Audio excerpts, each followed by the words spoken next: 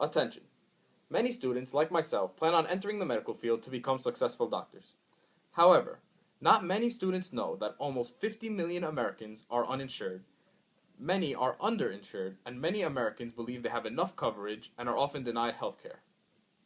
This is a big issue in American society that should be changed. Healthcare should be a top priority for us today as a society. Need. There is obviously a need to change our healthcare system because it is very corrupt.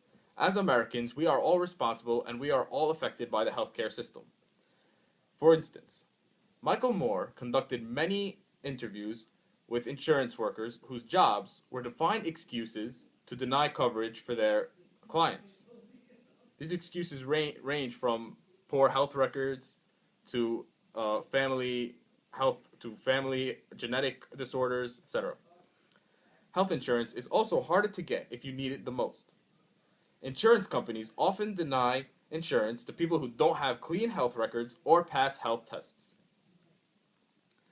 Also, as health insurance price increases, many healthy people choose not to get it because they cannot afford it. Many unhealthy people choose to get it regardless of cost, which forces more money to be spent on healthcare for the sick people who get the health insurance. This causes a rate spiral. Satisfaction. If everyone is given the same coverage, this rate spiral can be avoided. Using the Canadian healthcare system as a model, the American healthcare system can be reformed to a much better system that'll save money and save lives. First of all, the United States spent 15% of its GDP, while Canada only spent 9.5%. Second, Canadians have a higher life expectancy than Americans. Some may argue that the United States spends all this money to get better technologies. However, the United States has the same technologies that Canada has in healthcare. It is true that doctors are paid a little less in Canada. However, there is a lot less overhead in Canada because the government covers your malpractice insurance, for example.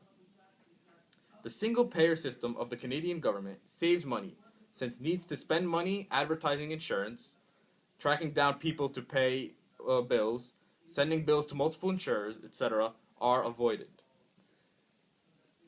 Some may argue that Canada has higher taxes. However, Canada actually has lower payroll taxes than the United States. Visualization. If a plan similar to this is adopted, the United States would be much healthier. I can imagine a nation where people's well-being is a higher priority. People would go to the doctor more, and doctors can catch fatal diseases a lot earlier, perhaps saving lives and avoiding expensive procedures that are required if the disease gets worse. This saves money on the patient's part and also saves the effort of the doctor to carry out these procedures. Action. So I am urging all students to support a reform in the American system to reflect the Canadian system.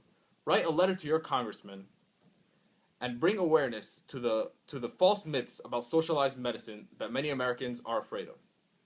Thank you very much.